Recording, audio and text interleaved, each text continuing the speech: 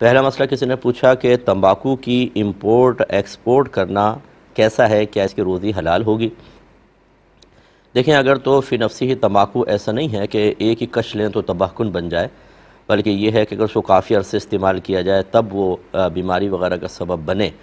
تو پھر اس کی امپورٹ بھی جائز ہے، ایکسپورٹ بھی جائز ہے۔ وجہ اس کی یہ ہے کہ اگر اس کا مطلب یہ ہوا کہ اس کو کوئی کم مقدار میں استعمال کرتا رہے، زیادہ نہ کرے، تو پھر یہ وہ اس طرح مضر صحت نہیں ہے کہ جس طرح اس طرح کی مضر صحت استعمال کرنے کا حکم ہوتا ہے۔ بعض لوگ شاید میری رائے سے اختلاف کریں، لیکن میں سمجھا دیتا ہوں کہ بہت ساری چیزیں ہماری ایسی ہیں جو غور کریں تو تمباکو سے زیادہ خطرناک ہے۔ جیسے برائلر مرغی،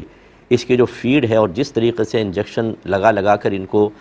چوزوں کو دنوں میں ہفتوں کے برابر اور ہفتوں کو چوزوں کو مہینوں کے برابر کر دیا جاتا ہے، اور ہم اس کو گپ کھا رہے ہیں، تو آپ ڈاکٹر سے مشورہ کر کے دیکھیں اس میں کس قدر خرابیاں ہیں اور بیماریاں ہیں، اس کے باوجود ہم کھا رہے ہیں، چل رہے ہیں۔ اسی طرح جو نقلی غذائیں ہمارے ملک پاکستان میں خاص طور پر میں بات کر رہا ہوں چل رہی ہیں، اس کے باوجود ہم جی رہے ہیں۔ تو ایسے ہی یہ بھی ہے کہ تمباکو کا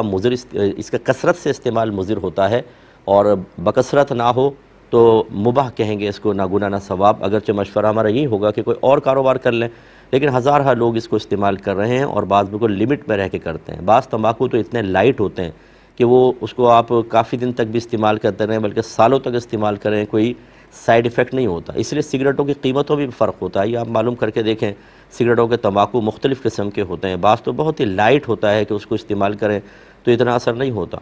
اور اسی طریقے سے یہ جو پان وغیرہ میں تمباکو کھائے جاتے ہیں، یہ بھی اگر ایک مناسب مقدار میں کھائے جائے تو ہم نے تو 40 50 60 سال سے لوگوں کو تمباکو کھاتے ہوئے دیکھا ہے، اور ان کی صحت پر کوئی ایسا سائیڈ ایفیکٹ نہیں پڑتا، بلکہ بعض اوقات تو تمباکو نہ کھانے والا دوسری بیماریوں کی وجہ سے ہمیں ہاسپٹل میں نظر آتا ہے۔ تو خلاصہ کلام یہ ہے کہ نہ کرنا بہتر ہے، لیکن اگر وہ کر رہا ہے تو وہ کر سکتا ہے، استعمال کرنے والے کا وبال اس کے اوپر نہیں ہوگا، کیونکہ فی نفسی ایسی کوئی چیز نہیں ہے۔ چھری بھی بیچی جاتی ہے، گنز بھی بیچی جاتی ہیں، باقاعدہ پاکستان میں لائسنس دیا جاتا ہے، حالانکہ گنز کل کے لیے بھی یوز کی جاتی ہے، قتل کے لیے استعمال کی جاتی ہے، موبائل سنیچنگ کے لیے کی جاتی ہے، لیکن کیا بیچنے والا اس کا ذمہ دار ہے؟ وہ بیچنے والا نہیں ہے، استعمال کرنے والا ذمہ دار ہے۔ تو بہرحال جو حکم بتایا وہی ہے۔ یہ کہتے ہیں میں کمپنی میں کام کرتا ہوں اور